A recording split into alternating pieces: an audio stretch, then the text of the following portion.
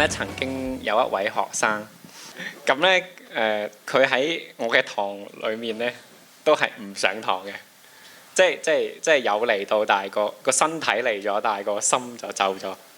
之後搞 surface learning 啦，有一次我落堂見到佢繼續喺個位嗰度做嘢，佢嗰種就算好唔識都好啦，都想做好佢。咁好可能係因為 surface learning 一啲嘅 experience。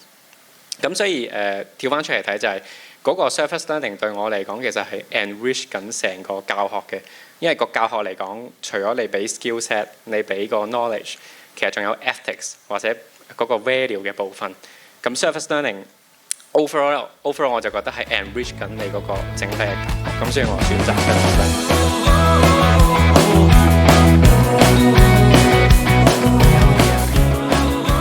好多時候接觸到唔同社企，其實我就喺嗰度夾開好嘅社企 NGO， 我覺得 inspiring 嘅，其實我就邀請佢咁樣。咁但係咧，我嘅科因為我教 web development 嘛，少少 programming 啲嘅，其實我真係唔係太諗到點樣有啲 direct service 嘅 experience， 即係去譬如 serve 長者又好，或者另一啲嘅細群又好。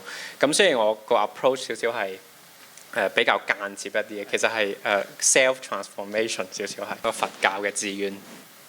咁其實我就想佢喺呢啲地方咧攞一啲題材或者故事咧去做佢嗰個 website。我記得有啲同學問咗一啲問題咧，就係譬如好似點樣處理對前度嘅執着。咁嗱，即係學生問得呢啲問題咧，即係佢都 somehow 係 into 嗰個 process。咁唯有喺呢啲位叫做佢自己有啲轉化，可能又會遲啲出到嚟社會當中粒種子，咁可能對其他人都會慈悲啲。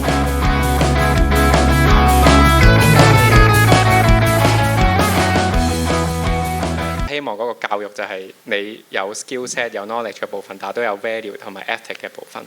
譬如透過 meditation 或者同法師傾偈嗰啲 surface learning 嘅過程，佢中間開始諗其實我自己究竟喺度做緊乜嘢？即係有啲同學都知道，有可能你會 plan 到個 schedule 就係星期一二就返學，其他時間 part time 咁樣，成日都好攰。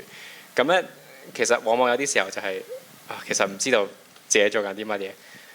咁所以我自己希望嗰個轉變就唔係話佢要揾到啲咩人生意義，但係佢開始產生咗個疑惑，就係開始去諗呢樣嘢。咁之後條路係點就自己繼續行落去啦。